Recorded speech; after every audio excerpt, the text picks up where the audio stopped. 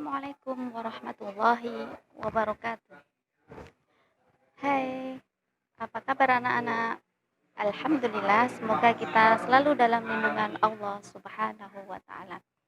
Baiklah, untuk kelas 7 ini Bu Uswah mengampu materi Al-Quran Hadis. Sebelum kita memulai pembelajaran kita hari ini, marilah kita berdoa dulu.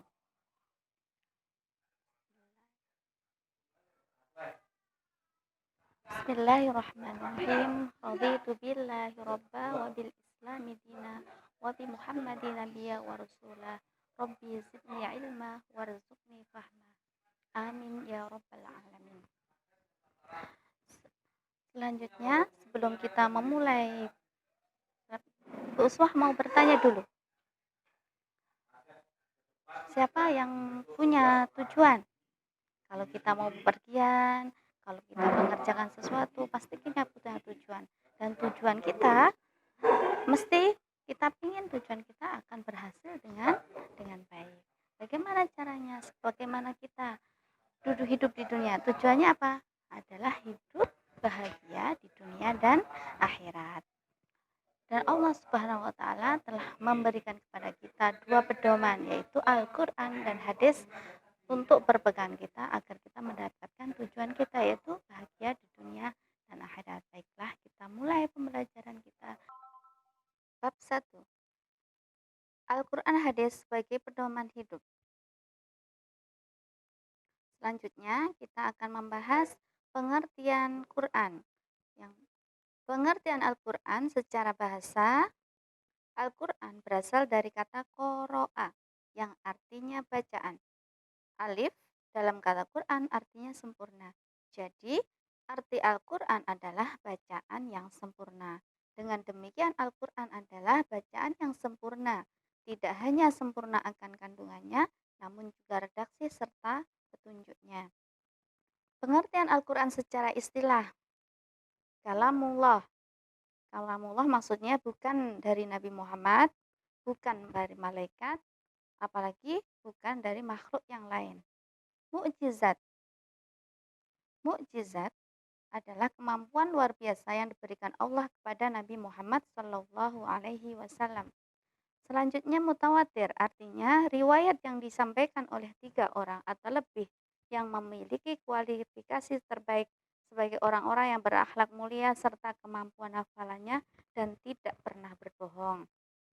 Kemudian ibadah, artinya membacanya itu mendapatkan pahala di setiap hurufnya.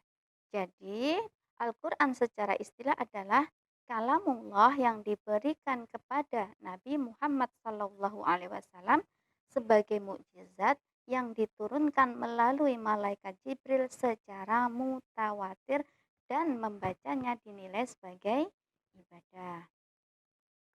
Selanjutnya adalah nama-nama lain Al-Quran. Nama lain Al-Quran ada dalam surat Al-Baqarah ayat 2. Dzalikal kitabu la raiba fihi hudal lil muttaqin. Kalimat Al-Kitabu yang berwarna merah, Al-Quran, nama lainnya adalah Al-Kitab. Huda, Al-Quran disebut sebagai huda atau sebagai petunjuk. Yang kedua ada dalam surat Al-Furqan ayat 1.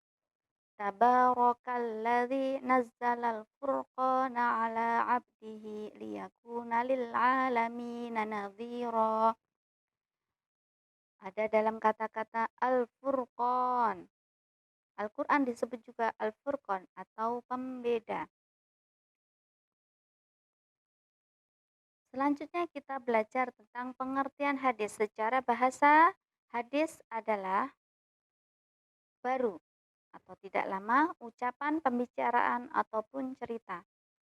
Secara istilah, hadis merupakan sinonim dari sunnah, yaitu setiap sesuatu yang diriwayatkan atau dinisbahkan kepada Nabi Rasulullah Shallallahu Alaihi Wasallam, baik berupa perkataan, perbuatan, penetapan, sifat atau perjalanan Nabi, baik sebelum atau sesudah diutus menjadi Rasul.